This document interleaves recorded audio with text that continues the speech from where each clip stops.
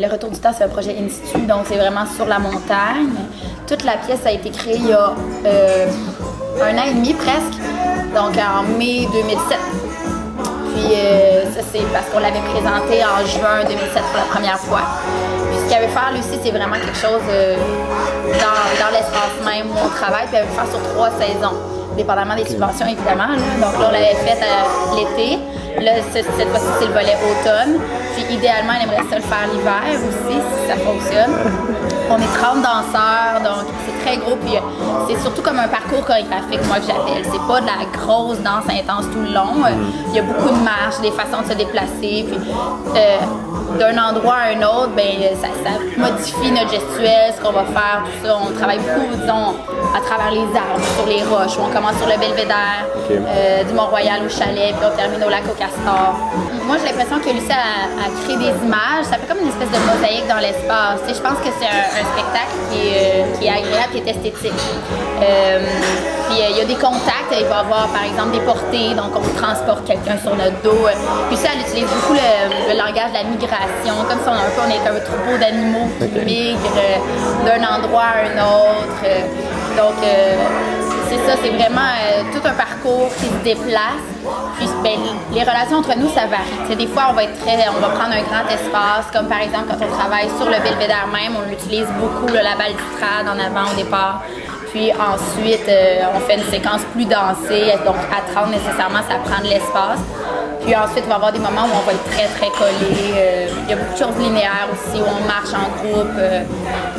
Donc, je te dirais qu'on peut être à ça l'un de l'autre, comme on peut se toucher, comme on peut être vraiment loin. Mais ça reste toujours que si tu te mets à une certaine distance, tu es capable d'avoir un coup d'œil sur les 30 en même temps. Là. C'est quoi la différence pour toi en tant que danseur de danser justement dans ce cas-là? Pas juste in situ, mais sur la montagne en termes de sol, c'est pas la surface plate. Non, à quoi tu es sûrement plus habitué. Oui, c'est une difficulté à quelque part, mais en même temps, c'est un plaisir.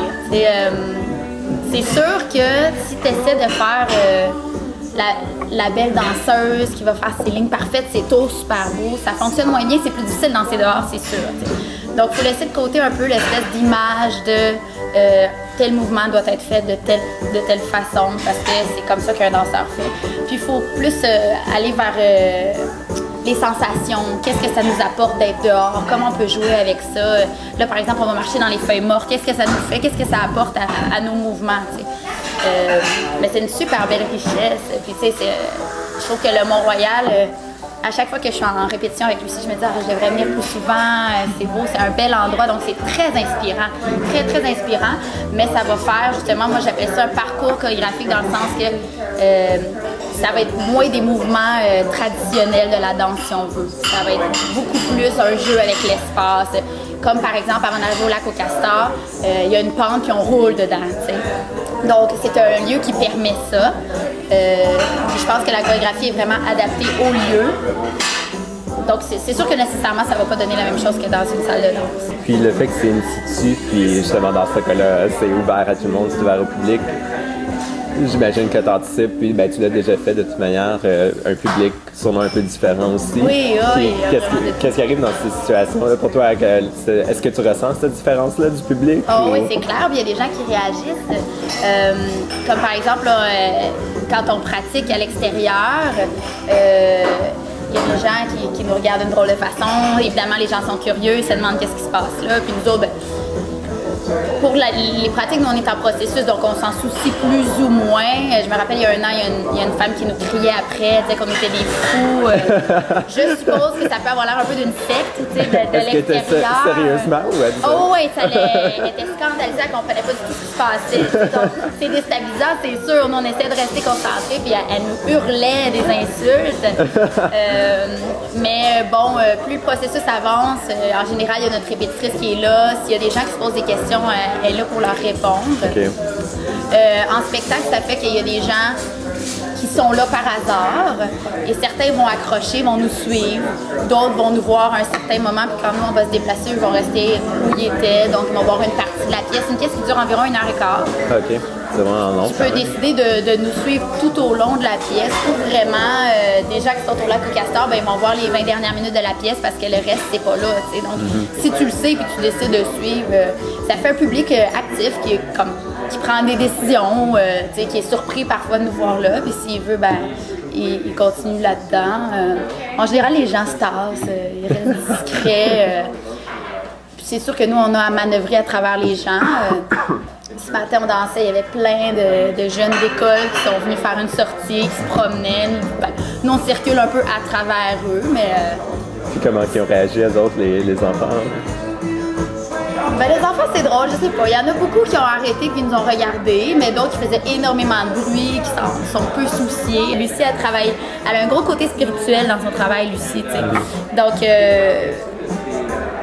Donc, l'approche n'est pas tant au niveau de l'individu, mais bien de ce que ça nous fait d'être dehors. On regarde vers l'infini, le regard ouvert, d'être sensible vraiment à ce qui se passe, à tous les stimuli dans le fond qui nous entourent, autant que ce soit des gens que de la nature. On fait beaucoup de choses au ralenti justement pour sentir ce qui se passe. La notion du temps est importante aussi, d'aller dans la lenteur, puis ensuite dans quelque chose de plus affirmé. Donc la notion d'être un parmi tant d'autres, Lucie, elle en a jamais parlé vraiment. T'sais. Je pense qu'on le sent parce qu'on est 30, puis que c'est là de toute façon. Il y a un stress de moins, je pense. Ouais. Le fait de pas avoir tous les projecteurs sur toi, qu'il y a une vie à l'extérieur de notre pièce, si on veut, parce que quand tu es dans une salle, tu as les spectateurs, puis tu as les danseurs, puis tous les yeux sont rivés vers les danseurs, alors que sur la montagne, tu vas avoir une madame qui est là pour promener son chien, tu vas avoir quelqu'un qui fait son jogging, et il y a nous, mais on fait partie d'un tout. Tu comprends? On fait vraiment partie d'un tout. Puis, c'est pas juste de notre ressort ce qui se passe sur la montagne. Puis, s'il y a un monsieur qui trouve que c'est plus important et intéressant de regarder la madame qui promène son chien plutôt que de nous regarder, ça peut arriver. Tu comprends? Lui, il n'est pas là nécessairement pour nous regarder. Donc, oui, ça enlève une certaine pression. Oui, c'est plus facile, je pense, d'y aller avec de l'improvisation. Bon, là, le sol, il est boueux à la place d'être sec. Nous, on l'a pratiqué quand il pleuvait pas. Là, il pleut. Qu'est-ce qui arrive? Il y a plein d'adaptations qui vont se faire constamment à tous les jours et à toutes les secondes. Puis ça fait partie du projet. Puis je pense pas que c'est très difficile parce que, bon, à la limite, je trébucherai, ça fera un élément de plus dans la pièce. On dirait, en tout cas, moi, j'ai l'impression que ça serait moins difficile pour moi de tomber carrément sur la montagne que de tomber dans une salle de danse parce que tu as raté ta pirouette. Tu as parlé du fait qu'il n'y a pas de musique, évidemment, vu que c'est sur la montagne. Est-ce que ça change quelque chose pour toi? Je sais que quand même, ça arrive plus souvent que le monde pense dans les pièces qu'il n'y a pas de musique. Ouais. Mais là, c'est quand même pendant 1 heure et quart qu'il n'y en a pas. Je sais pas si ça change quelque chose. Oui, c'est sûr, oui, mais il y a un environnement sonore quand même. C'est sûr qu'on peut pas s'appuyer sur la musique, dans le sens que, bon, la musique va aller chercher la drive dont on a besoin. C'est sur quoi on s'appuie dans ce cas-là? C'est quoi qui prend la place? Ou, c'est... je sais pas, moi je pense juste à apprécier l'endroit où je suis, le moment où je suis, puis dire, bon, ben, je fais ça avec ces personnes-là, puis je vais essayer d'en profiter. Puis Lucie, elle nous dit souvent, disons, quand on marche ou ça, elle dit, pensez que vous êtes un peuple migrateur, tu sais. Okay. Puis que vous marchez dans le désert, puis il n'y a pas vraiment de but d'endroit, c'est juste votre mode de vie. Donc, chaque jour, tu te lèves, tu marches. Puis t'es pas pressé, mais t'avances. Puis c'est parce que ce que tu fais dans la vie, c'est ça, t'es nomade. Chemin, on est des nomades. T'sais. Fait que c'est un peu se répéter cette maxime-là, je pense, dans notre tête. Parce que c'est là, il y a plein de moments où on a le temps de réfléchir. Je pourrais penser à n'importe quoi d'autre durant la pièce, puis ça irait, mais je pense que la présence serait pas toute là. Donc, il y a beaucoup de choses auxquelles se rattacher. Par exemple, je pense que les éléments visuels deviennent encore plus importants, vu que les éléments sonores sont moins des repères. Comme par exemple le lac. Bon, là, on a l'image d'aller vers le lac. Ou là, on va faire des sentiers, on va sinuer entre les arbres. Ou, en dessous du pont. Là, on est en dessous du pont. Qu'est-ce que ça fait? À ce moment-là, on va utiliser la voix parce que ça a une résonance intéressante. Donc, il y a plein de choses auxquelles se rattacher. Comme bon, là, Sophie, tu fais ces mouvements-là pour le lac. Merci beaucoup. Ça me fait plaisir.